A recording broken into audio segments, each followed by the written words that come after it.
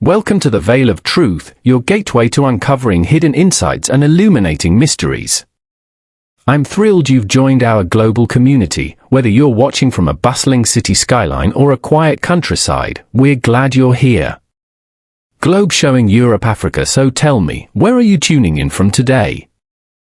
Chapter 1, An Invitation to Madurai. The train from Bombay had been long, dusty, and altogether trying.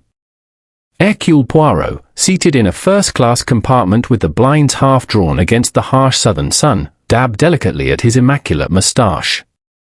The monsoon rains had not yet reached this part of India, and the air seemed to shimmer with heat and mystery in equal measure. He had intended to rest, mon ami.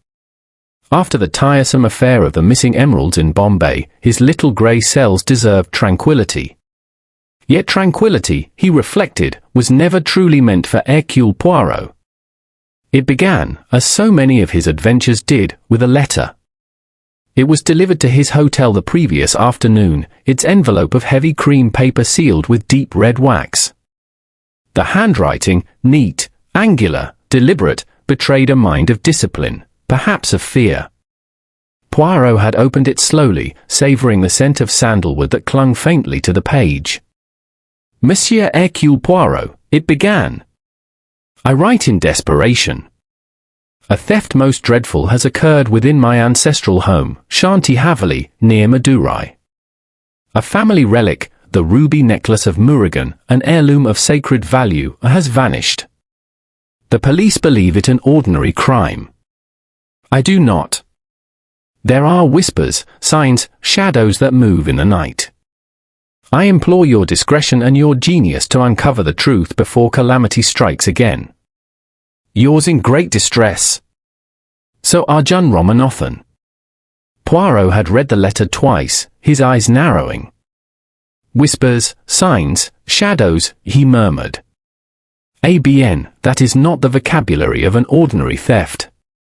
It was the sort of phrasing that hinted at both fear and superstition, a combination that intrigued him deeply. And so, though he had promised himself rest, Poirot sent a polite telegram of acceptance and boarded the southbound express the next morning. The train now rattled across the plains, past fields of sugarcane and lone palm trees swaying like sentinels. Poirot, ever immaculate in a pale linen suit and bowler hat, sat perfectly upright as though he were at a London luncheon, not a dusty carriage in colonial India. When at last the train pulled into Madurai station, he stepped onto the platform with relief. A servant in a white turban hurried towards him, bowing low. Monsieur Poirot? I am Canon, house steward of Sir Arjun. The car is waiting. Poirot inclined his head. Merci, Monsieur Canon. You are most efficient. The journey from the station took nearly an hour, winding through narrow lanes where bullock carts creaked past shrines garlanded with marigolds. The scent of jasmine hung thick in the air. Gradually, the modern bungalows of the town gave way to open countryside, until finally, the car stopped before iron gates flanked by two crumbling lion statues. Shanti Haveli stood beyond, vast, ancient, and faintly foreboding. Its high balconies were draped with bougainvillea, carved pillars bore the scars of time. As Poirot stepped out, a faint wind stirred the palm fronds, and somewhere a peacock cried. Magnifique, murmured Poirot softly. A place of grandeur, and perhaps of secrets. Sir Arjun Ramanathan awaited him in the courtyard, a tall, thin man with silver-streaked hair and anxious eyes. His greeting was courteous but strained. Monsieur Poirot, I cannot express how grateful we are that you came. My household is unsettled. Poirot bowed slightly. You speak of a theft, monsieur, but your eyes tell me it is more than a theft that troubles you. Sir Arjun hesitated. It is said the ruby necklace of Murugan protects our family from misfortune. When it was taken, the servants whispered that the curse of the old shrine has awakened. Poirot's moustache twitched. A curse? Ah, none. There are no curses, only the errors of men. You shall see, Hercule Poirot will bring light into your shadows. He was led through an arched hallway into a drawing room filled with carved teak furniture, oil lamps, and portraits of stern ancestors. The air carried a faint aroma of incense and dust. Lady Mira entered with a slow, graceful step. Her white sari gleamed against her dark hair, and her expression was polite yet distant. "My husband places too much faith in superstition," she said quietly. "It was merely a theft. Surely, Monsieur Poirot, you will find the culprit." Poirot inclined his head. "Madam, I hope to find the truth. If it is simple, tant mieux. But if it is not, we must have the courage to see clearly." A flicker of something unreadable crossed her face before she turned away. Moments later, another figure entered, a younger man, perhaps in his early 30s, handsome in a careless sort of way, with a cigarette dangling between his fingers. "My brother Dev," Sir Arjun introduced stiffly. "He does not share my sense of propriety." Dev laughed lightly. "Nor your obsession with family relics, brother. You'd think the necklace was a living creature." Poirot observed him closely. "You do not believe in its power, monsieur." Dev smiled. "I believe in luck when it's on my side. Lately, it isn't." He left the room with a careless salute, and Poirot noted the faint odor of whiskey in his wake. After tea was served, Poirot was shown to the shrine where the theft had occurred. The small chamber was lit only by oil lamps, casting tremulous shadows upon the carved idol of Lord Murugan. "The necklace was displayed here," said Sir Arjun, pointing to a glass case, now empty. The lock had been broken cleanly, without splintering. Poirot bent to examine it. No tool marks, no roughness. A neat hand, perhaps one who possessed the key, n'est-ce pas? Sir Arjun frowned. "Only my wife and I hold keys to the case." But hers were missing that night. She found them the next morning, on her dressing table. Poirot's eyes gleamed. "Ah, the keys that vanish and return. Such objects have a way of speaking, if one listens closely." He rose, brushing imaginary dust from his trousers, and glanced about the room. On the marble floor, he noticed a faint grey streak, ash, perhaps, and a single jasmine petal near the pedestal. He said nothing, merely adjusted his hat. "The police?" he asked. "They questioned everyone, of course. They believe one of the servants is responsible, rather, the maid. But she has served my family faithfully for 20 years. I cannot think her guilty." Poirot nodded slowly. "And yet, one must think of everything. Even that which is unpleasant. Tell me, monsieur, was anyone abroad in the house that night?" Dev returned late from the club. "Asha, my niece, was painting in her room. My wife, she said she could not sleep. Tiens. 3 wakeful souls on the night of a theft. An interesting arithmetic." As they stepped back into the corridor, a gust of wind extinguished one of the lamps, and for a moment the passage lay in shadow. Poirot paused, listening. Somewhere deep within the house, a door creaked softly, then silence. He turned to Sir Arjun with a small, knowing smile. "My friend," he said quietly, "your Haveli breathes. And in such a house, even the walls may whisper. Hercule Poirot shall listen." And with that, he began his investigation. Chapter 2, The House of Echoes. The following morning dawned heavy and golden. Through the carved latticework of his guest chamber, Hercule Poirot watched the sun climb above the palms, gilding the courtyard below. Servants moved quietly, sweeping the red earth and polishing the brass lamps that hung from every arch. The Haveli, for all its grandeur, seemed wrapped in a peculiar silence, the kind that waits, listening. Poirot's breakfast was served on the veranda, idlers, fresh fruit, and tea that steamed fragrantly. Canon, the house steward, hovered nearby, solemn as a monk. You find everything satisfactory, monsieur? He asked softly. Poirot inclined his head. Mais oui, everything is parfait. Though I confess, the Haveli, it has the atmosphere of a theatre before the curtain rises. One feels the expectation in the air. Cannon blinked, uncomprehending, and murmured something about the heat. Poirot smiled to himself. The heat, yes. It makes men uneasy, and sometimes it makes them foolish. After breakfast, Sir Arjun joined him, carrying a sheaf of papers. I have written down the names of all who live under this roof, he said earnestly. Perhaps it may assist you. Poirot accepted the list with a nod. An admirable beginning, monsieur.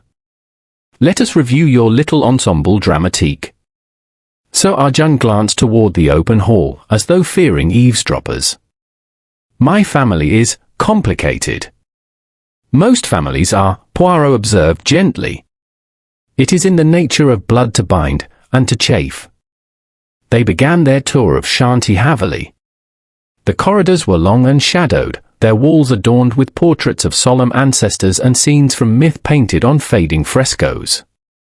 Poirot's patent leather shoes clicked softly against the stone as he walked, his keen eyes noting every detail, the half-burned incense sticks near doorways, the uneven dust on certain ledges, the faint scent of jasmine that seemed to follow him from room to room. This house is old, said Sir Arjun. It was built by my great-grandfather, a magistrate under the British. Some say he brought home a curse, he ordered a temple bell to be removed from a village shrine, and ever since, misfortune has visited us in one form or another. Poirot's moustache bristled. A curse, again. Always, when men commit a foolishness, they prefer to call it destiny rather than error. Sir Arjun smiled faintly. You do not believe in such things? I believe in human nature, Poirot replied. And that, monsieur, is mystery enough. Their first stop was the long gallery where Lady Mira often spent her mornings. She was seated there now, arranging flowers in a silver vase. The air was cool, perfumed with rosewater. Her poise was impeccable, yet her eyes, dark, luminous, carried fatigue. Madam, said Poirot courteously, your home is very beautiful. It must take much care to keep such a place so well ordered. Order, she said softly, is the only protection against decay, Monsieur Poirot. A wise philosophy. He glanced at the flowers. You love the jasmine, I see. It is sacred to Murugan, she replied quickly. We use it for prayers. Poirot smiled, concealing his interest. Jasmine again. Always jasmine. Did you sleep better last night, madam? He asked casually. Her hand hesitated. No. The house was restless. I heard someone walking in the courtyard past midnight. When I looked from my window, there was no one. Poirot's gaze sharpened. Did you tell your husband? I told no one, she said. He would think me fanciful. Poirot bowed slightly. Sometimes it is the fanciful eye, madam, that sees the truth first. Next, Poirot was introduced to Asha Ramanathan, the niece, a slight young woman with curious eyes and paint on her fingers. Her studio overlooked the garden, cluttered with half-finished canvases. One portrait in particular caught Poirot's attention, a man in a white suit with his face half in shadow. An interesting choice of composition, he remarked. You conceal as much as you reveal. Asha smiled faintly. That's how people are, Monsieur Poirot. No one shows their whole face. Très bien. Tell me, mademoiselle, on the night of the theft, you were painting, yes? She nodded. I was working late. I heard voices near the shrine. At first, I thought it was my uncle and aunt arguing. Then, something else. Something else? She hesitated. A strange sound like the whisper of metal. When I looked out, I saw a flicker of light near the shrine. But I didn't go closer. The servants say ghosts wander there. I prefer my ghosts on canvas. Poirot gave a small smile. A sensible preference, mademoiselle.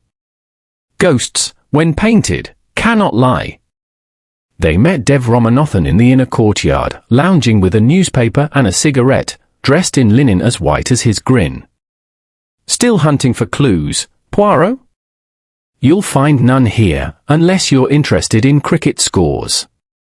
Poirot seated himself opposite him. I find human behavior far more diverting than cricket. Tell me, monsieur, you were out late that night. Dev's smile faltered. A few friends at the club. We played cards, drank a little. I returned around midnight. Did you pass the shrine? No. I came through the side gate. I have my own key. Très pratique, said Poirot mildly. And your debts, monsieur, they are not inconsiderable, I think. Dev's eyes hardened. My brother told you that. No, no. The tailor in town did. He is, I think, more distressed than you. For a moment, anger flashed across Dev's face, then vanished beneath an easy laugh. You don't miss much, do you? Poirot's expression was serene. It is my business not to. Later that afternoon, Poirot explored the western wing alone. The light there was dim, filtered through old stained glass, and the air was cooler, touched with damp. At the end of the corridor, a door stood ajar, revealing a narrow stair that led upward. Poirot ascended slowly, his hand gliding along the banister. At the top, he found a small balcony overlooking the temple courtyard. From here, the view was commanding, one could see the shrine clearly, and anyone approaching it from the garden. Poirot noted a faint line of soot along the wall, as if from a candle recently burned.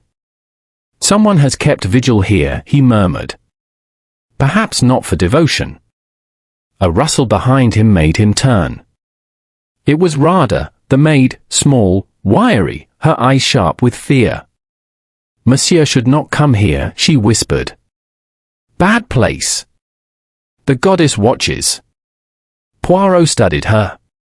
You are afraid of the goddess, or of someone else? She hesitated, glancing toward the stairs. At night, I hear crying in the old rooms. Sometimes footsteps. Not of the living. Then perhaps, Poirot said softly, it is time we let in more light. But when he looked again, the maid had fled, her anklets tinkling down the corridor like tiny bells. That evening, as dusk settled, Poirot joined Sir Arjun on the veranda. Fireflies glimmered above the garden, somewhere, a temple bell told the evening prayer. The Haveli's carved balconies were awash with shadow, and the air seemed to thrum with secrets. You have spoken to everyone? Sir Arjun asked. Not to everyone, Poirot said. But to enough. Each tells his tale, yet the melody beneath it is the same. Fear, monsieur. This house is full of fear. Sir Arjun sighed heavily. You mean the curse again? Poirot shook his head. No, no. Not the curse. Fear of discovery. There is a difference. He leaned forward, his eyes gleaming in the lamplight. One question, if you please. Who among your household wears the perfume of jasmine? Sir Arjun blinked, startled. Why, Mira, of course. She has used it since our wedding. Poirot smiled gently. Ah. Then the fragrance of devotion may also be the fragrance of deception. Sir Arjun frowned, puzzled. I do not follow. No matter, monsieur, said Poirot, standing. In time, you will. Tonight, I shall sleep, and perhaps the Haveli will dream with me. Chapter 3, The Scene of the Crime. The following morning broke grey and unsettled. A thin mist clung to the gardens of Shanti Haveli, softening the sharp outlines of its marble pillars and banyan trees. Somewhere, a conch shell blew faintly, the temple bell's low hum following like a ghostly echo. Hercule Poirot stood before the shrine where the ruby necklace of Murugan had once glittered. His small, neat figure appeared almost incongruous amidst the gloom and grandeur of the ancient chamber. A single oil lamp flickered beside the empty glass case, its light dancing upon the idol's golden face. Sir Arjun hovered nearby, restless and pale. "I have done as you requested, Monsieur Poirot. No one has entered this room since the theft, save for you and me." "Excellent," said Poirot softly, clasping his hands behind his back. "We must let the little grey cells breathe the same air as the crime itself. They will tell us more than a dozen witnesses." He bent low, his gaze sweeping the marble floor. The broken fragments of glass had been carefully swept into a corner, but Poirot insisted they be returned to their place. "You see," he said, examining them with tweezers, "they are shattered inwards, not outwards. The glass was broken from the inside, mon ami." "That is curious, is it not?" Sir Arjun frowned. "From the inside? But how could that be?" Poirot smiled faintly. "Ah, that is the charm of puzzles, they begin with impossibility and end with simplicity." He then studied the pedestal upon which the glass case had rested. The surface was dusty except for a clear oval patch, precisely where the case had stood. On its rim, a faint grey residue clung. Poirot touched it lightly and lifted his fingertip to his nose. "Candle soot, mixed with ash," he murmured. "And here, a trace of oil, scented faintly of jasmine." Sir Arjun stiffened. "Lady Mira uses that perfume." Poirot's eyes glimmered. "So I have observed. But we do not yet accuse, we only observe. The scent may be a coincidence, though in my experience, coincidences are rarely innocent." He straightened and began to pace slowly around the room. His steps were light but deliberate, his gaze missing nothing, the ancient carvings on the walls, the half-open window covered by a thin bamboo screen, the brass lamp whose flame sputtered in the faint breeze. He crouched before the window. "This shutter, it opens from within." "Yes." "The servants keep it closed at night," replied Sir Arjun. Poirot nodded. "No signs of tampering, no scratches on the latch. Therefore, our thief either possessed the key, or did not need one." He turned suddenly. "You mentioned, monsieur, that Lady Mira's keys vanished on the night of the theft. Describe precisely how she discovered this." "She keeps them in her jewelry box," said Sir Arjun slowly. "The morning after the festival, she found them lying on her dressing table. She believed she had misplaced them." Poirot's moustache twitched. "Keys that vanish and return always have a purpose. They are like uninvited guests who leave a note behind." Poirot spent nearly an hour within the shrine. Every surface, every corner received his attention. When at last he emerged, dusting his immaculate cuffs, he requested that the household be assembled in the main drawing room. The family gathered reluctantly. Lady Mira sat composed and still, her expression unreadable. Dev slouched against a chair, cigarette in hand, while Asha lingered near the window, her fingers restless against the folds of her sari. Poirot surveyed them all with a mild smile. "Mesdames et messieurs, I have visited the scene of the crime. I find it most instructive." Dev exhaled smoke lazily. "And have you discovered the thief?" "You'll forgive me, Poirot, but this seems more superstition than robbery. No sane person would steal from a god." "On the contrary, monsieur," said Poirot calmly, "the sane man steals for reason. It is the fearful one who hides behind superstition." Dev chuckled. "Then you think one of us is both fearful and foolish?" Poirot tilted his head. "I think one among you understands the power of belief, and how it can disguise a very human motive." Asher looked up sharply.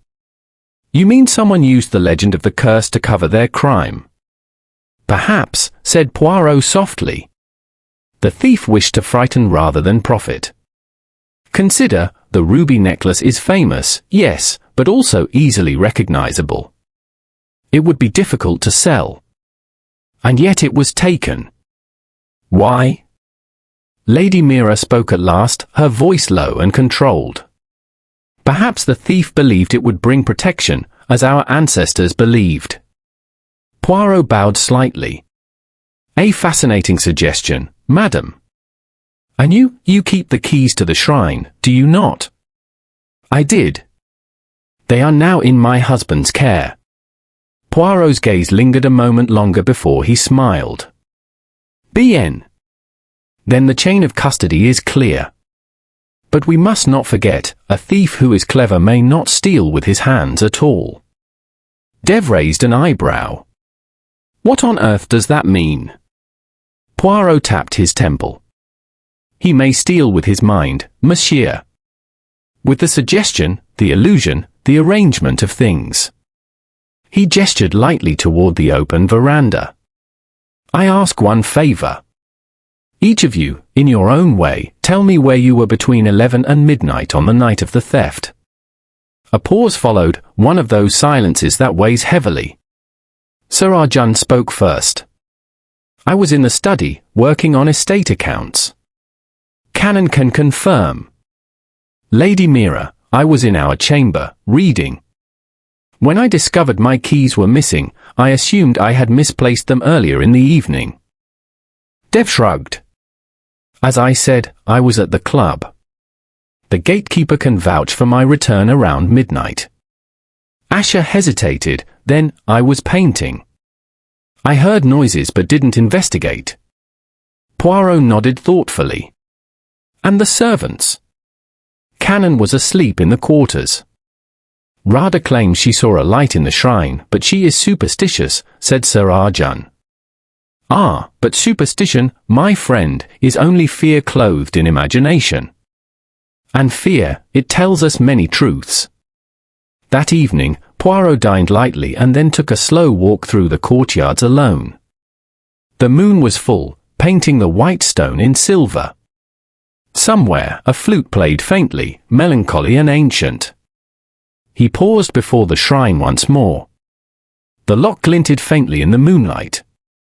He stooped, examining the ground. A faint line of footprints, small, bare, and partly erased by sweeping, led from the path toward the back staircase.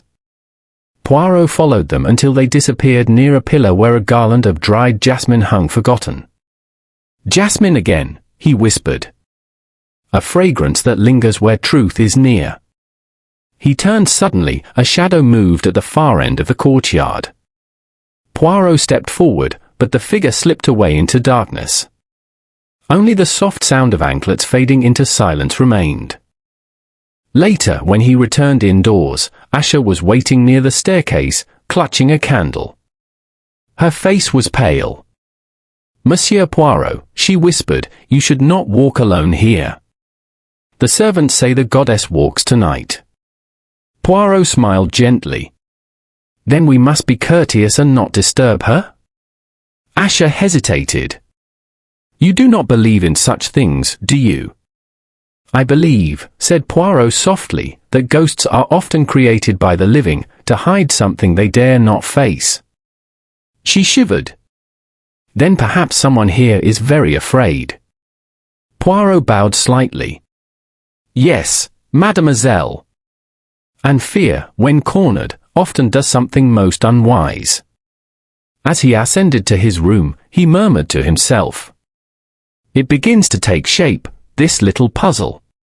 The glass broken inward, the keys that vanish, the footprints of bare feet, and the scent of jasmine, all are notes in a single melody. Soon, perhaps, Hercule Poirot shall hear the tune complete. Chapter 4, Secrets of the Household. The next morning dawned cooler, with a faint promise of rain. From the veranda of his guest chamber, Hercule Poirot watched a group of servants sweeping fallen leaves from the courtyard. The house, vast and ancient, seemed half asleep, as though holding its breath.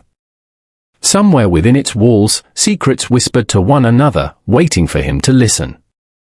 He adjusted his cuffs, polished his moustache to a precise gleam, and descended the grand staircase.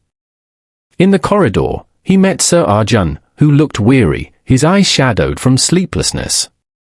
"Good morning, Monsieur Poirot," he greeted, forcing civility. "Have you rested well?" "Perfectly, monsieur." "And yourself, none? You do not appear refreshed." "I spent half the night in the library, searching through our old records. The family papers are full of stories about the necklace. Every generation has guarded it as though it were life itself." Poirot gave a small, thoughtful nod. "Perhaps, for some, it is life itself, or what gives meaning to it." Sir Arjun frowned. "I do not follow." "Never mind," said Poirot lightly. "You shall, in time. Tell me, who has access to the inner accounts of the estate?" "Only I," replied Sir Arjun. "Why?" Poirot's eyes flickered toward the hallway where Dev's laughter echoed faintly. "Because money, monsieur, is often the shadow behind honor." Poirot began his morning's work in the servants' wing. The contrast from the grandeur of the main house was striking: low ceilings, plain walls, the faint smell of smoke from the kitchen hearth. The servants watched him nervously as he passed, whispering among themselves. He found Radha, the old maid, kneeling on the floor, polishing a brass plate. Her thin wrists glinted with cheap bangles, her face was lined, but her eyes were alert, sharp with fear and curiosity. "Radha," said Poirot kindly, "you were on duty the night of the festival."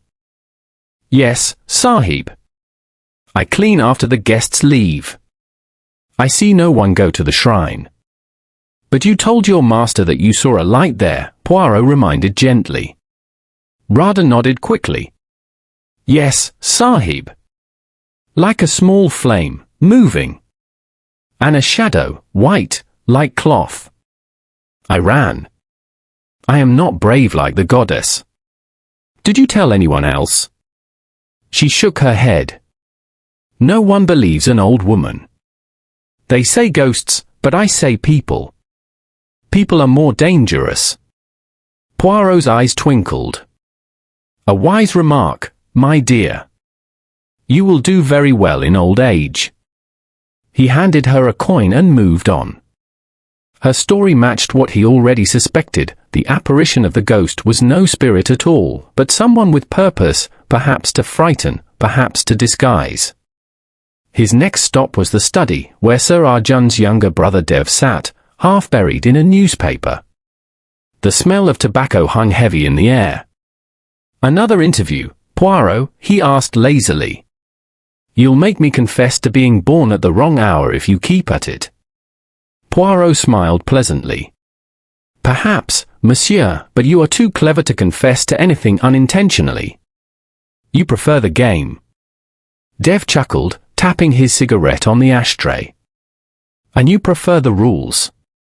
I admire that. But tell me, do you really think the necklace was stolen by someone inside the house?" Poirot raised an eyebrow. "You do not." Dev leaned back. "If I were a thief, I'd never touch it. Everyone believes it cursed. I've seen what happened to the last man who tried to sell one of our relics. He was found drowned in the well the next week. Coincidence, perhaps, but I'd rather not tempt fate." "Superstition," murmured Poirot, "is a convenient way to explain fear. And fear, monsieur, is the key that opens many doors." Dev's smile thinned. "And what do you fear, Poirot?" "Only disorder," said Poirot softly. "An untidiness of the human heart." Their eyes met briefly, a spark of challenge and curiosity, before Dev turned back to his newspaper. Poirot next sought out Asha, the niece, in her art studio. The room smelled faintly of turpentine and damp canvas. Asha was painting again, this time, the shrine itself, its idol half complete on the easel. You capture the expression well, Poirot said, examining the work. Devotion mixed with warning. She smiled faintly. Perhaps that's what faith is, half light, half fear. Poirot looked around. Tell me, mademoiselle, you heard quarrelling that night, did you not? Asha hesitated, her brush pausing mid-air. Yes. Between my uncle and aunt. It was brief, but their voices carried. I think it was about the sale of some land. Indeed, said Poirot, feigning mild interest. And Madame Mira, she was angry. I couldn't see her face, but her tone, she sounded desperate. She begged him not to sell. She said something about the curse being renewed if the relic left the family. Poirot nodded slowly, his expression unreadable. A quarrel, a theft, and a fear of losing more than money. Curious combination, n'est-ce pas? Asha frowned. Do you think my aunt? Poirot raised a hand. Sure. Let us not accuse, only observe. To accuse too early is to close the door on truth. At luncheon, Poirot joined the family again. The tension was palpable. Lady Mira spoke little, her hand steady but her eyes distant. Sir Arjun tried to maintain civility, though he avoided meeting her gaze. Dev, meanwhile, filled the silence with flippant remarks, as though mocking the gravity of the situation. When the meal ended, Poirot rose. If I may, monsieur, I would like to see your study once more, particularly your safe. Sir Arjun hesitated. You suspect something there. I suspect, said Poirot mildly, that every safe tells a story of what a man fears to lose. They entered the study. It was a high-ceilinged room lined with books, papers, and a large mahogany desk. Poirot's eyes fell upon the steel safe set discreetly into the wall. May I? He asked. So Arjun opened it reluctantly. Inside were documents, ledgers, and a velvet pouch of small gold coins. Poirot examined the papers, estate accounts, bills, and a few personal letters. One caught his attention, a correspondence from a British collector offering to purchase the ruby necklace for an agreeable sum. Poirot looked up sharply. You received this offer recently. So Arjun flushed. 3 months ago. I refused. The necklace was not mine to sell. Poirot tapped the letter thoughtfully. But you were in financial distress, were you not? Sir Arjun said nothing. Poirot smiled faintly. Do not trouble yourself, monsieur. You did not sell it. Someone else, perhaps, feared you would. He placed the letter back in the safe and turned toward the door. This house, my friend, is like an orchestra playing several melodies at once. Soon we shall find which musician strikes the false note. That night, as rain finally began to fall, Poirot took a lamp and walked once more to the shrine. The storm's wind moaned softly through the open corridors, making the lamps flicker. He paused before the idol, his eyes tracing the marble floor where faint footprints had once been. In the half-light, he noticed something new, a smear of paint near the pedestal, dull red in color. He touched it carefully and lifted his finger to his nose. Not blood, he murmured. Paint. The same shade as Asha's palette. He replaced the lamp on the floor and looked around. The shadows seemed to shift, alive with unseen presence. And then, a sound. A whisper, so soft it could have been the wind. Poirot turned sharply, but saw nothing. Only the faint scent of jasmine drifting through the air once again. He smiled to himself. So, he murmured, our ghost paints, quarrels, and smells of flowers. The pieces begin to dance. Soon, we shall see their pattern. He blew out the lamp, leaving the shrine in darkness.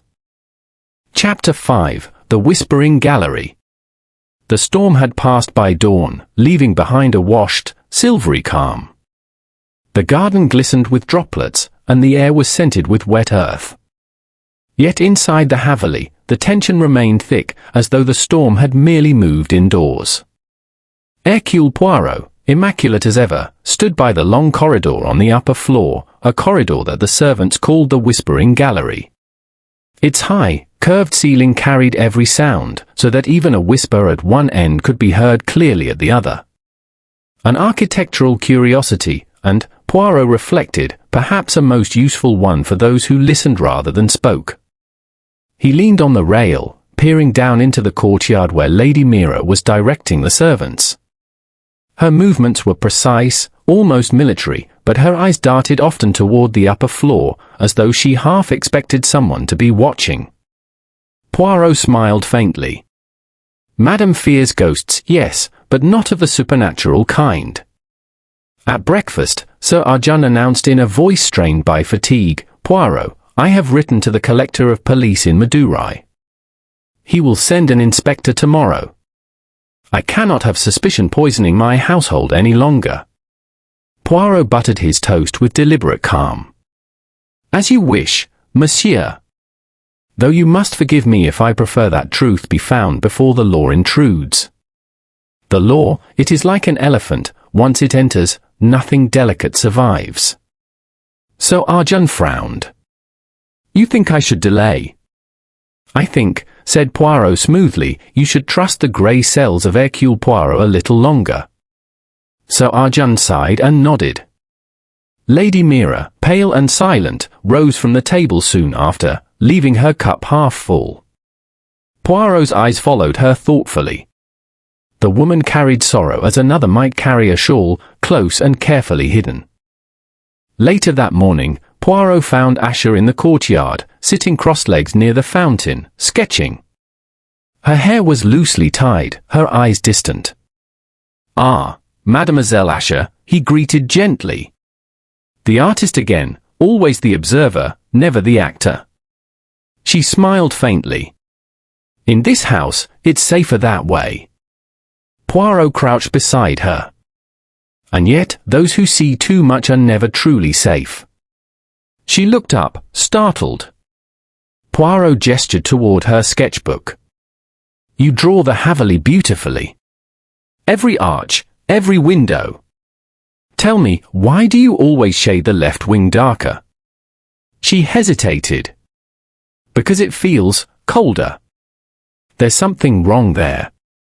When I was little, I used to think someone watched from those corridors." Poirot's gaze sharpened. "You speak of the Whispering Gallery?" "Yes. You can hear things from there, private things. I once heard my uncle and aunt quarreling about money.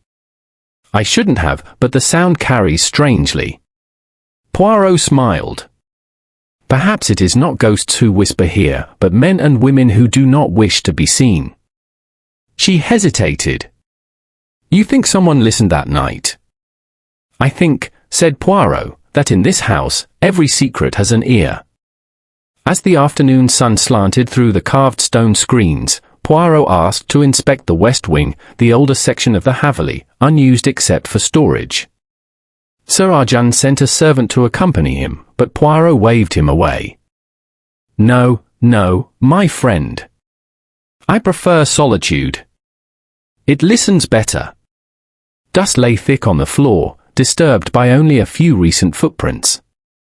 He followed them to a narrow staircase that led up to the Whispering Gallery. The air grew cooler, tinged with the scent of dust and old wood. Halfway up, something caught his eye, a thin thread of fabric snagged on a nail. He plucked it free carefully. Pale ivory silk, faintly perfumed with jasmine. Poirot smiled. "Mise Oui, the ghost of Shanti Haveli leaves a calling card." He reached the top and stood still. From here, one could look down into the shrine courtyard through narrow Jali windows.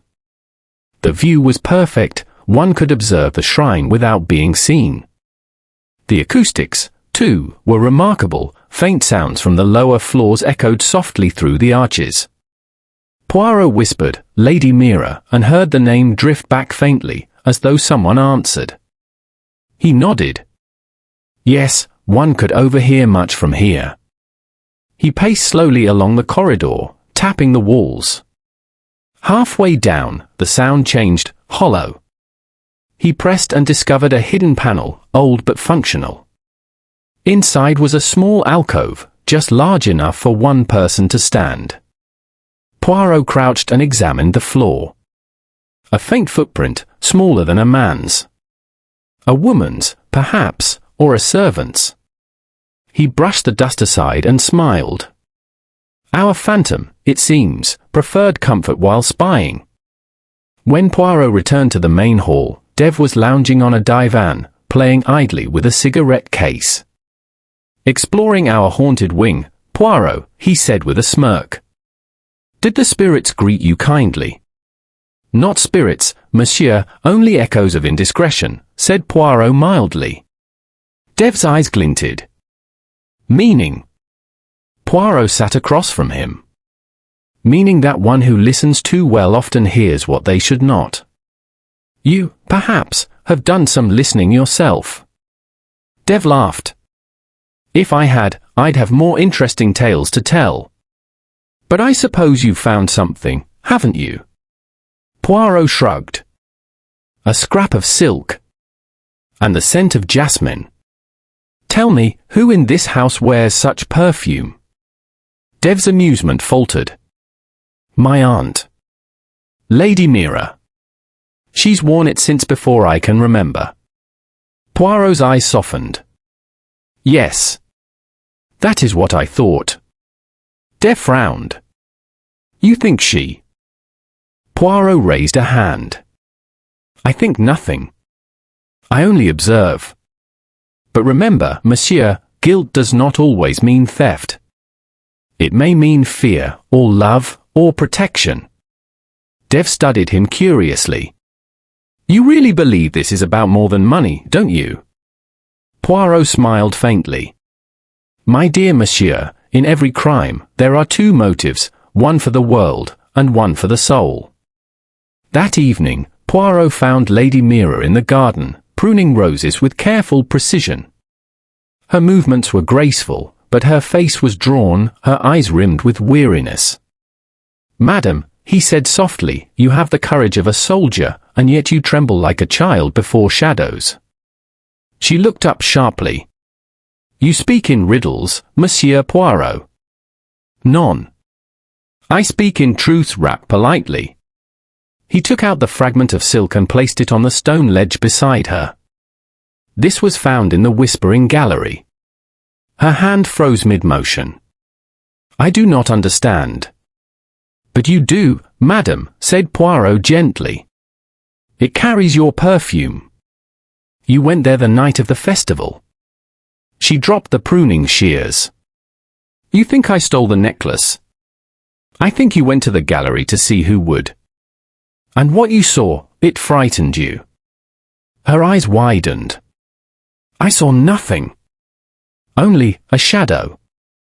I thought perhaps my husband had gone to the shrine. I followed, but then I heard a sound, footsteps behind me, and I ran. I dropped part of my shawl, perhaps. Poirot studied her closely. Why did you not tell me this before? Because, she said in a low voice, there are things in this house that should not be spoken of. Secrets. Poirot asked softly. Shame, she whispered. And grief. Poirot inclined his head. Merci, madam. You have told me enough. That night, Poirot sat in his chamber, a small lamp flickering beside him. The rain had begun again, pattering against the shutters. On the table lay his notes, the silk, the letter, the quarrel, the superstition, the fear. He arranged them neatly, as though solving a puzzle. The ghost listens, the artist paints shadows, the husband hides debts, the nephew jokes too easily, and the lady weeps for what is gone, he murmured. But who among them fears the truth most? He closed his notebook and stood at the window. The shrine below gleamed faintly in the rainlight. And then, a faint movement. Someone slipping out from the side door, carrying a lantern. Poirot's eyes narrowed. "Enfin," he whispered, smiling. "The shadow moves again. Tomorrow, we shall follow and end this little play." Chapter 6: The Night Watcher. The hour was late. The air lay heavy with the scent of jasmine and rain-soaked stone. Deep in the Haveli, all seemed still, yet Hercule Poirot sat awake, immaculate even in his night robe, the faint glow of his lamp reflecting from his polished hair. On the table before him lay his watch, ticking softly. 11 o'clock. He had waited for this hour, the one in which deceit usually wakes, and truth, if pursued, dares to walk. He extinguished his lamp and moved silently to the window. The moon shone weakly through the dispersing clouds. The shrine in the courtyard gleamed faintly, its bronze doors half-lit. Poirot's sharp eyes caught the flicker of movement once more, a lantern bobbing near the east passage, just as the night before. He whispered to himself, "Ah, mon ami, you return to the scene of your mischief." Taking his cane, he slipped out into the corridor. His tread was light, his senses alert. The old wooden floors creaked softly underfoot, and from somewhere distant came the slow dripping of rainwater from the roof. The Haveli seemed to breathe around him, old, secretive, and faintly hostile. Poirot moved along the gallery until he reached the stairs. He paused and listened. Faintly, from below, came the sound of a key turning in a lock. Then silence. Then a whisper. He began his descent, one careful step at a time. The lantern's glow had vanished. Poirot moved toward the shrine courtyard, guided only by the moonlight filtering through the carved screens. The idol stood still, serene, and yet something in the air felt disturbed. He crouched by the pedestal and noticed the offerings had been shifted, the tray of flowers slightly displaced, the petals bruised. The faint impression of a hand lay in the dust near the steps. He straightened, his eyes narrowing. So, our thief is not content with one sin. Then, from behind him, came a rustle. Poirot turned sharply. A figure darted through the archway, swift, slender, and silent. He caught only a flash of white fabric and the faint scent of jasmine before it vanished down the inner corridor. Without hesitation, Poirot followed. The chase led him into the whispering gallery. The moonlight cut through the high windows, throwing long bars of silver across the floor. The figure ahead had vanished into the shadows. Poirot listened, breath steady, heart controlled. And then, a soft sob. He turned the corner slowly. Lady Mira stood there, her hands trembling, a lantern clutched to her chest. Her eyes widened when she saw him. "Poirot," she gasped. "You frightened me." "It is mutual, madam," he said evenly. "For I did not expect you to walk the halls at this hour, unless your rest, like your conscience, is uneasy." She drew herself up, though her lip trembled. "I heard a sound. I thought, perhaps the thief had returned." Poirot's gaze drifted to her shawl, ivory silk, torn at the edge. "You were right," he said quietly. "The thief has returned." Her face went pale. "You think it was me?" He shook his head slowly. "No, madam. Not you. But someone you protect." She stared at him in silence, then whispered, "I cannot speak." "Because of love?" he asked softly. "Or of fear?" Her eyes glistened. "Both." Poirot took the lantern gently from her hands. "Then let me speak for you, in time. Go back to your chamber, madam. And say nothing of this encounter." She hesitated, then turned and disappeared down the staircase, her figure swallowed by the dark. Poirot remained in the gallery a moment longer. He turned down the corridor, tracing the faint echo of retreating footsteps. At the far end, something glimmered faintly on the floor. He stooped and picked it up, a single ruby bead, small but unmistakably from the missing necklace. "Ah," he murmured, smiling. The jewel that betrays the hand that took it. He slipped it into his pocket, his mind working rapidly. The bead was new, freshly fallen, meaning the necklace, or part of it, was still within the Haveli. Perhaps hidden. Perhaps moved tonight. He turned to go, but stopped. From below came a sound, a thud, heavy and final. Poirot froze. Then he hurried down the stairs, lantern raised. In the courtyard, the servants were gathering, drawn by the noise. Their frightened faces shone in the lamplight. Poirot pushed through them and saw what had caused the commotion. At the base of the staircase lay Dev Havisham, Sir Arjun's younger brother, motionless, his face pale against the stone. A small stream of blood trickled from his temple. His hand was clenched tightly around something. Sir Arjun, pale with shock, knelt beside him. "Dev! Dev, can you hear me?" But there was no response. Only the faint whisper of rain outside. Poirot bent down and opened the young man's hand. Inside was a scrap of paper, crushed and damp with sweat. He smoothed it carefully under the lantern light. It was a note, scrawled in haste. "Meet me by the shrine after midnight. No one must know." No signature.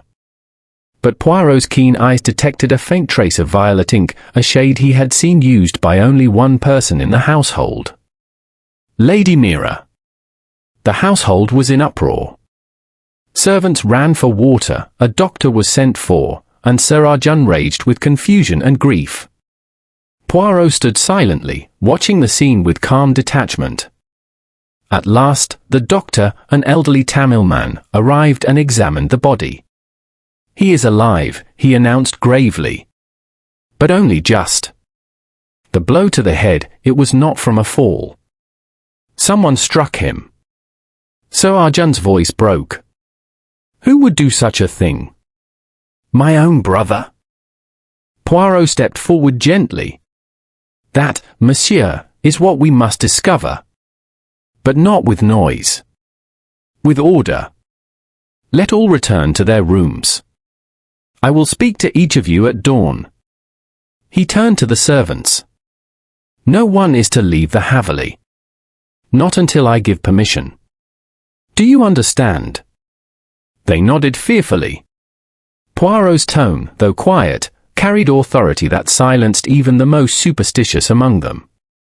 As the household dispersed, Poirot knelt once more beside Dev's unconscious body. His eyes went to the man's sleeve, faint smudges of red paint marked the cuff. "Tiens," Poirot murmured. "The same color as Asher's palette. The web tightens." He rose and looked toward the shrine, standing dark and silent beyond the arches. Two secrets meet there tonight, love and betrayal. And perhaps, in their meeting, they struck down innocence. When dawn broke, the Haveli was wrapped in uneasy silence. Dev still lived, though unconscious.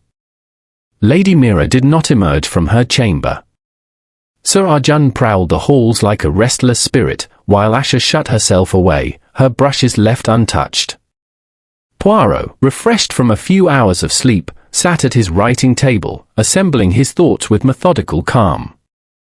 Each clue lay before him, the letter, the silk, the perfume, the bead, the note, and now, the paint. He murmured to himself, the necklace was stolen not for greed, but for love. A foolish love, born of secrecy and fear. But who loved whom? A knock at the door interrupted his reverie. It was the butler, his face pale. "Monsieur Poirot, Lady Mira asks to see you. She says she cannot bear the silence any longer." Poirot rose, his eyes bright with the quiet flame of revelation. "Enfin. The truth prepares to speak." He took his hat and followed the butler down the corridor. "Now," he whispered, "the shadows of Shanti Haveli shall come into the light." Chapter 7, The Confession at Dawn. The morning broke pale and muted, the mist hanging over the gardens of Shanti Haveli like a veil. Birds chirped tentatively from the banyan tree, unaware of the tension that gripped the house.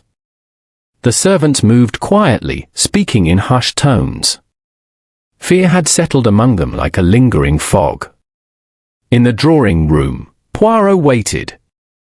He stood by the window, hands clasped neatly behind his back, his small frame perfectly composed. He had asked that Lady Mira see him alone. No witnesses, no interruptions. When the door finally opened, she entered slowly, dressed in a simple white sari, her hair unpinned, her eyes heavy from sleeplessness. There was a weariness about her that went beyond fatigue. It was the exhaustion of a soul long burdened. "Madam," Poirot said softly, bowing his head. "You have been brave to come." She smiled faintly. "Bravery, Monsieur Poirot, is all that is left when truth becomes too heavy to hide." He gestured for her to sit. "Then let us lift it together." She took her seat, folding her hands tightly in her lap. "You said last night that I protect someone. You were right. But you do not know whom, or why." Poirot inclined his head. "Then enlighten me, madam." "It began months ago," she said, her voice trembling slightly. "My husband's debts had grown worse. The estate was failing, and he refused to ask for help. Pride, that terrible thing. He would rather let the house crumble than admit weakness. Dev, his brother, offered to sell the ruby necklace. I begged them both not to. That necklace was sacred, not merely valuable. It had been blessed in the temple of Meenakshi herself. To sell it would bring ruin." Her eyes filled with tears. "They laughed at me. But I knew the curse was not a myth. Every time the necklace was moved from the shrine, tragedy followed." Poirot watched her keenly, his voice low and controlled. "So you feared the sale? Did you take it yourself to prevent it?" She hesitated. "No. I swear I did not. But I knew someone might." Asha had overheard the arguments. She came to me one evening, upset. She said she had seen Dev speaking to a stranger in the garden, an Englishman, from the collector's office. She feared they were arranging a secret sale. Poirot nodded slowly. "So you followed him?" "Yes," she said. "That night of the festival. When everyone was distracted by the fireworks, I went to the Whispering Gallery to watch the shrine. I thought I saw someone moving there, a shadow in white. I thought it was Dev. Then I heard footsteps behind me and ran. I was frightened, ashamed. I dropped part of my shawl." Her voice faltered. "Later, when the necklace was found missing, I knew my husband would suspect Dev. I wanted to protect him. Dev is reckless, but not wicked. He loves my niece, though he would never admit it openly." Poirot's brows lifted slightly. "Aha. So there is affection between Dev and Mademoiselle Asha." Lady Mira nodded. "They thought I did not know, but I saw it. And Arjun would have forbidden it. That is why they met in secret. I fear that is what the note found in his hand meant. He must have gone to meet her, not me." Poirot's gaze softened. "And yet, madam, the note was written in your ink, on your paper." She swallowed. "Yes. Asha must have used it from my writing desk. I found her there 2 nights before the theft. She said she was writing to a friend. I never imagined." Poirot's eyes grew thoughtful. "You believe it was love that brought Dev to the courtyard last night, not guilt?" Tears rolled down her cheeks. "Yes. He went to meet Asha. Perhaps they argued. Perhaps he discovered she had hidden the necklace to stop the sale. But I swear I did not harm him." Poirot studied her face with quiet compassion. "No, madam. You did not. You are guilty only of silence." For a few moments, the room was still. Poirot walked to the window and looked out at the sun rising over the wet lawns. His reflection gazed back at him from the glass, composed, exact, unreadable. At length, he said, "Lady Mira, you are a woman of devotion, to family, to tradition, to the symbols of the past. But you have allowed that devotion to blind you to what is most dangerous in all the world." She looked up. "And what is that?" "Love that is desperate," he said softly. "It commits crimes that neither hate nor greed would dare." Lady Mira's lips parted in shock. "You think, Asher?" Poirot turned. "I think, madam, that love, when it feels cornered, will destroy anything that threatens it. But we shall not accuse yet. Let us, instead, observe." Later that morning, Poirot requested that all members of the household gather in the great hall. Sir Arjun sat grimly in his armchair, his face pale from sleeplessness. Lady Mira sat beside him, hands folded, silent and composed. Asher entered last, hesitant, her eyes red from tears. Poirot stood before them, elegant and calm. "Mesdames et messieurs," he began, "you have suffered a theft, and now an attack. Both crimes, I believe, spring from one cause, a secret kept too long." He turned to Asher. "Mademoiselle, may I see your hands?" She blinked in surprise, then extended them. Poirot examined her fingers, stained faintly with crimson pigment. "You have been painting this morning." She shook her head. "No. I haven't touched my paint since yesterday." Poirot raised his brows. "Then the colour lingers, much as it did on the cuff of Monsieur Dev's sleeve." Sir Arjun frowned. "What are you implying, Poirot?" "That these two hands," said Poirot gently, "have worked together, one painting, the other stealing." Gasps rippled through the room. Asher turned white. "No. I didn't steal anything." Poirot held up a hand. "Patience, mademoiselle. I accuse no one yet. I merely seek to explain." He began to pace slowly. The necklace was removed from the shrine during the festival. But not to be sold, to be hidden. Someone feared that Sir Arjun would give it away. That someone replaced it with a copy made of red glass and gilt bronze.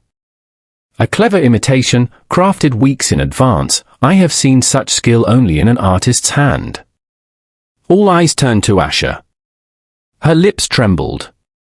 "I only wanted to protect it," she whispered. "I made the copy as a joke at first, for my painting. But when Uncle spoke of selling it, I panicked. I thought if I hid the real one, no harm would come." Sir Arjun stared at her, horrified. You deceived us all." Tears welled in Asher's eyes. "I meant no harm. Dev found out. He begged me to return it before you noticed. Last night, I was going to. I sent him a note to meet me by the shrine.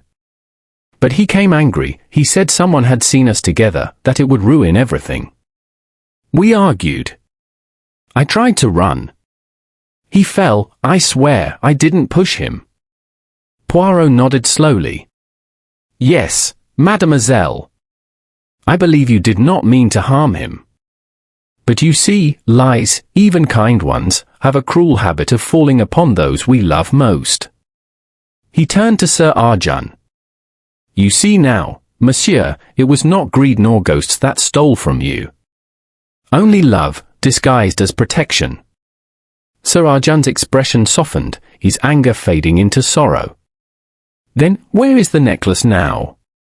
Poirot smiled faintly. "Safe, very safe. Hidden in the most poetic of places." Later that evening, as the house slowly recovered from the shock, Poirot went alone to the shrine. The storm had cleared, moonlight streamed through the arches, bathing the idol in silver. He bent before it, reached behind the pedestal, and withdrew a small silk pouch. Inside, the ruby necklace glowed, deep red, alive as a beating heart. Poirot held it up to the light. So ends the illusion. Beauty stolen for fear of losing it. He replaced it gently, whispering, "Now, perhaps, the goddess will rest, and so will those who feared her curse." He turned and saw Asha standing quietly at the doorway, tears glistening on her cheeks. "Will they forgive me?" she asked softly. Poirot smiled kindly. "In time, perhaps. For love forgives what reason never would." He touched her shoulder lightly. "But remember, mademoiselle, truth, like art, cannot be painted over forever." He looked up once more at the idol, serene and silent, and murmured, "Tomorrow, we bring order to this house. Then, at last, I shall reveal everything." Chapter 8, The Final Revelation. The next morning dawned with an air of uneasy calm. The monsoon clouds had lifted, and sunlight streamed through the carved lattice windows of Shanti Haveli. The scent of wet earth mingled with the faint fragrance of jasmine. Yet, within the house, tension coiled like a silent serpent. In the great hall, chairs were arranged in a semicircle. At the center stood a small table upon which Poirot had placed 3 items, a folded letter, a length of ivory ribbon, and the ruby necklace gleaming once more in its full splendor. When everyone had gathered, Sir Arjun, Lady Mira, Asha, the servants, and Dr. Nombiar, Poirot took his place before them. His posture was impeccable, his moustaches shone, immaculately groomed even after sleepless hours. He looked, as ever, the embodiment of calm control. "My friends," he began, his French accent rapping each word in precision, "the events that have shaken this house are not the work of chance nor curse. No goddess has struck, no ghost has wandered. What we have here is the result of fear, of pride, and of love misunderstood." His small, sharp eyes moved from face to face. "Last night, I recovered the true necklace from its hiding place behind the temple idol. Mademoiselle Asha, you hid it there, believing it safer than in human hands. Your heart was pure, but your method, alas, was clumsy. You replaced it with a false copy of your own design. And so began the chain of disaster." Asha lowered her head, shame coloring her cheeks. Sir Arjun clenched his jaw, but said nothing. Poirot continued, "Monsieur Dev discovered your secret. He feared exposure would destroy your uncle's trust in you, and his own hopes of ever marrying you. You met him last night to persuade him to keep silent. He came angry, wounded in pride. The two of you struggled. He fell, by accident, not design." Asha's voice trembled. "Yes. I tried to help him, but he lost his footing." Poirot nodded gently. "Indeed. But that is not the whole of it. There remains another crime, one committed after the fall." The room tensed. Lady Mira stiffened. Poirot turned to her slowly. "Madam, after the accident, you were the first to reach the courtyard. You saw Dev unconscious, perhaps dying. You believed Asha guilty. Out of love for her, you decided to remove all evidence that could tie her to the meeting." Lady Mira's breath caught. "How could you possibly?" Poirot lifted the ivory ribbon from the table. "This was torn from your shawl, found near the scene. And the footprint in the courtyard mud, the same sandal pattern as yours. You did not harm him, madam, but you did hide his note. You sought to protect your niece, even at the cost of truth." Her composure broke. "Yes," she whispered. "Yes, I did. When I saw him lying there, I thought, if Arjun discovered Asha's part in it, he would destroy her. I acted as any mother would. I tore the note, wiped the blood, and said nothing." Poirot inclined his head, his voice softened by understanding. "You acted from love. But love, madam, must never stand in the place of justice." Sir Arjun rose, his face pale. "All this, lies upon lies. I would have forgiven her, if only I had known the truth." Poirot turned to him, his tone measured. And yet, monsieur, there is truth you, too, have concealed. You knew the estate was near ruin, and yet you forbade the sale of your properties for one reason only, pride. You wished to preserve your name, even if your house crumbled around you. That pride, monsieur, is what drove your wife and niece to despair. Arjan's lips parted, but no words came. His hand trembled on the arm of his chair. Poirot let the silence linger a moment before continuing. You see, Miss Amos, every person in this house acted not from malice, but from a mistaken sense of love or honor. Madame Mira hid the note. Mademoiselle Asher hid the necklace. Monsieur Arjan hid his weakness. And poor Dev, he hid his affection until it consumed him. He paused, his eyes softening. Only one man in this affair acted with true malice, and he, I fear, has already met his reckoning. Dr. Nombiar frowned. You mean? Dev? Poirot nodded gravely. Oh, When he fell, he had already drunk heavily. The liquor bottle I found near the courtyard bears his fingerprints and faint traces of the pigment from Asher's paints. He had gone to confront her, not merely to plead, but to threaten. I found in his pocket a letter, unsigned, but offering to buy the necklace for a sum far greater than its known value. A buyer from Madras. He had planned to sell it secretly after all. Gasps filled the hall. Asher covered her mouth. No, he wouldn't. He would, Poirot said gently. He loved you, yes. But love mixed with desperation is a dangerous brew. He thought that if he sold the necklace and cleared his brother's debts, he would be free to claim you without disgrace. He did not plan theft, he planned salvation. But fate, it seems, had other ideas. He sighed softly. It was not murder, my friends. It was folly, the most human crime of all. The tension eased, replaced by the heavy quiet of comprehension. Lady Mira wept silently. Sir Arjan looked years older. Even the servants, gathered at the back, stood solemn, their fear replaced by pity. Poirot stepped toward the table, lifting the ruby necklace. It shimmered in the morning light, its deep crimson like captured fire. This jewel, he said, was believed cursed. Yet, I see no curse here, only reflection. It mirrors the hearts of those who possess it. In greed, it brings ruin. In love, it brings sorrow. But in truth, perhaps, it can bring peace.